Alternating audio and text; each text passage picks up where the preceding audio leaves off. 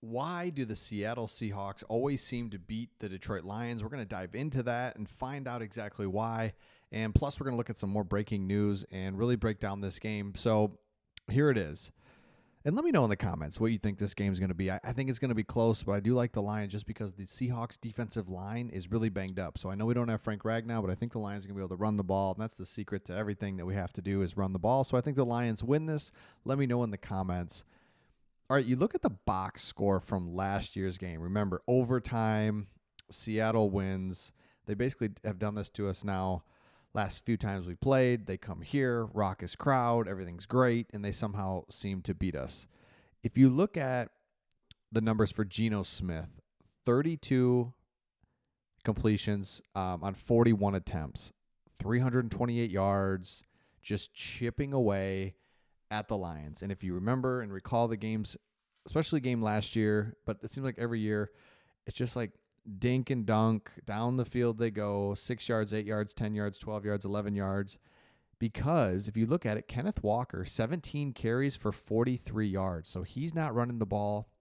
The Lions stop the run, and they have, like it or love it, throughout this whole time. Well, not the whole time, but the last 2 years under Aaron Glenn, he stops the run. So it's not the running game. It's Geno Smith dinking and dunking us, but here's the thing that you notice and why this was such a difficult thing. You look over here at the Detroit defense, and you look at C.J. Gardner-Johnson, Jerry Jacobs, Cam Sutton. Those are the defensive backs that we don't have anymore, and there's a reason. They couldn't cover, and they couldn't cover basically. So you had to play this unique style of we're not playing man-to-man. We want to play man-to-man. We want to play physical, but we also have to have like this spy in the middle because crossing routes kill us. You just cross on us, and it's over. Can't have that. It's a big play. So we're going to have to do – so it's just constant like this whole thing where we didn't have the personnel defensively. So why did the Seahawks such a tough matchup for us? Because Geno Smith, unlike an Aaron Rodgers or – like, let's just use Aaron Rodgers for an example. Aaron Rodgers is not going to check it down. He's not going to take the easy throw every time. He's looking to make a play. Geno Smith is not. He's looking, you know what? That's open. I'll hit it. 4-yard pass.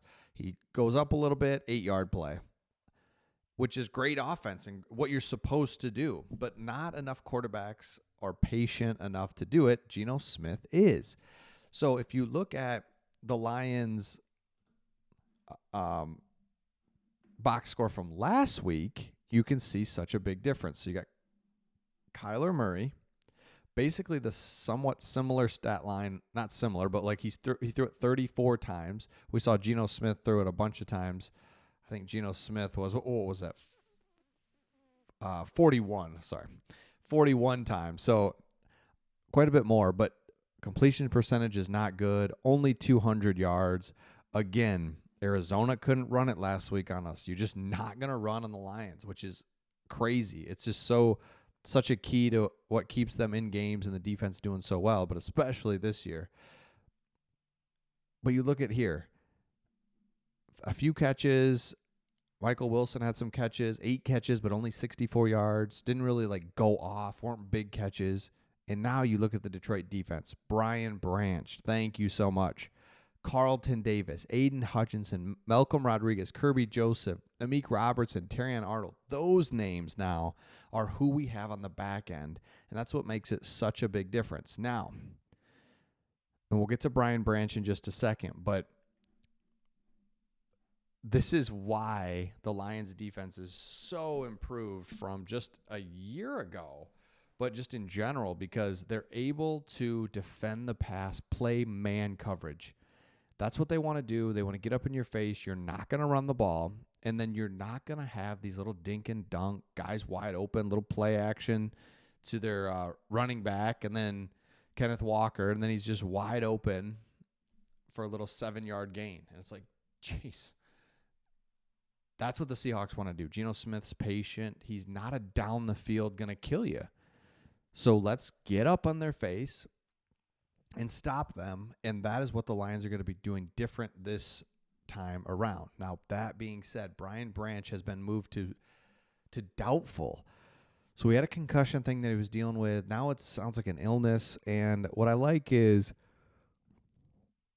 Dan Campbell's being smart with a lot of players. This is a huge game, but it's early. There's a lot of football left to play, and we have a bye week next week. So let's not screw around with some of these guys. If you need an extra week, this is the time to take it. So Brian Branch having a concussion, then he's sick. I think this is the right move to just hold him out, but that really impacts the Lions, of course, at the safety position. So Joseph will now have to be in there with Kirby Joseph. So Brandon Joseph and Kirby Joseph are the two.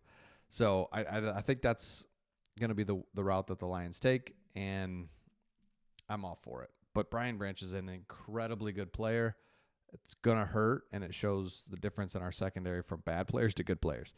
All right, if you look at the Lions' schedule, this is why they're doing a little thing where they're just holding some guys out. Let me minimize myself. You can see Seahawks this week, huge game. Then bye week, and then the Cowboys. Why this is a big deal is because the Cowboys can't stop the run, so I feel good about that. However, the Vikings are good. I think they come back down to earth a little bit, but it's pretty clear that the Vikings are a good team. So initially, I think at the beginning of the year, you're like, Vikings are going to be terrible. Like, no, unfortunately, they're not. So these next two games are really going to be a challenge. But then the Titans, so every game's in the NFL is tough, and you take any victory. But they're just kind of looking at the next 4 or 5 games. I mean, look at this. Cowboys, Vikings. The Vikings being good really changes the Lions' schedule. They already had a tough schedule, and that was assuming the Vikings weren't going to be great. The Vikings are good, so that kind of changes a lot, because if the Vikings weren't good, then you could look at this Vikings-Titans stretch right here and be like, all right, cool, right? Again, it's NFL. Every game is going to be hard, but that's a lot different than Cowboys, Vikings, Titans, and then Packers, Texans. And let's just look through the schedule real quick. We won't go through every single thing here, but Jaguars, Colts, that looks a little bit better. Bears, Packers again, Bills. Bears always play us tough. 49ers, and then Vikings to close out the season. So let me know your thoughts. I think the Lions win this one. It's going to be a tight game. If you're new to the channel, make sure you subscribe. And, man, we're going for 25,000 subs here. And Monday night, black uniforms. Crowd's going to be going crazy. Let's get this win. Let me know your thoughts, and we'll see all of you on the next one.